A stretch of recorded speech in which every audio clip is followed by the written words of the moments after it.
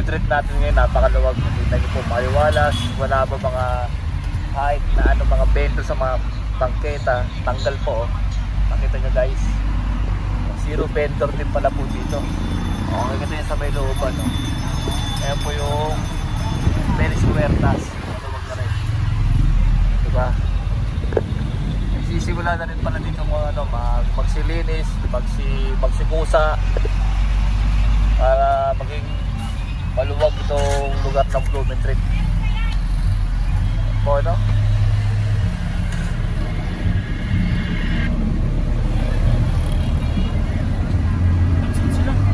Doon tayo maghintay, doon tayo maghintay, delta mo doon, yun lang, pero square tayo maghintay.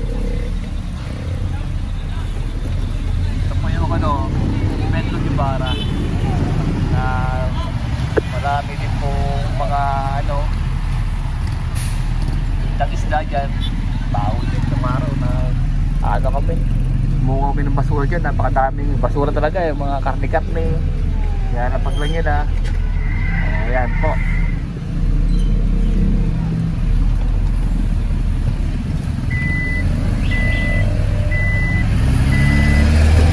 Hoy!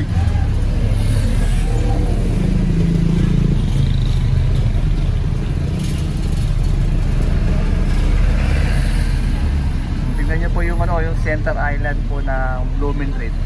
Wala na po mga basura. Nandiyan na rin po yung ating mga kaibigan Lionel. Dahil wala na pong nakukuha na po yung mga basura dito. Nami-maintain na po yung kalinisan. Simula kahapon sa pag-upo po ng ating magaling na mayor, Isko Moreno, Yorme. O no? Tignan nyo, unawag, oh. May ilang pasaway lang naman yan na para makita yung kanilang paninda. Pero pag mayroong clearing tip, pinapasok po nila yung mga ganyan bagay na yan na paninda nila.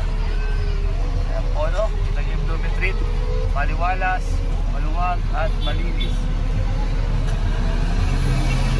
Ayan po, no?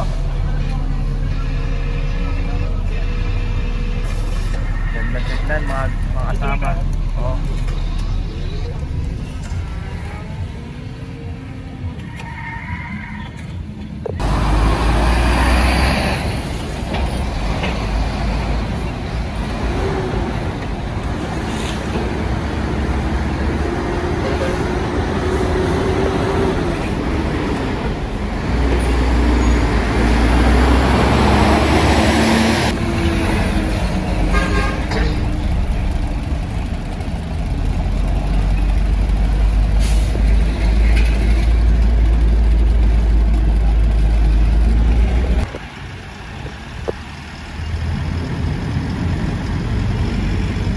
Tignan nyo, pagmasdan nyo, napakalinis na po ng Maynila, oh.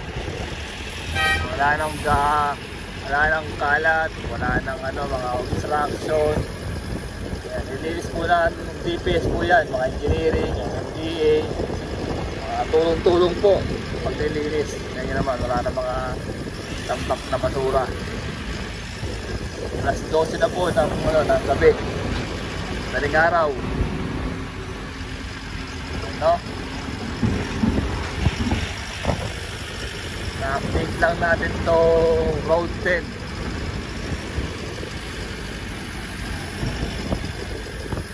Itong gabi na to, pagmasdan nyo kung gaano maganda, malinis.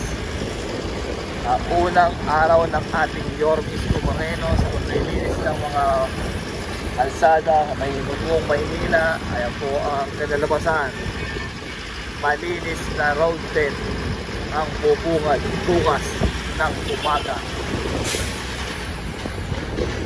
Okay,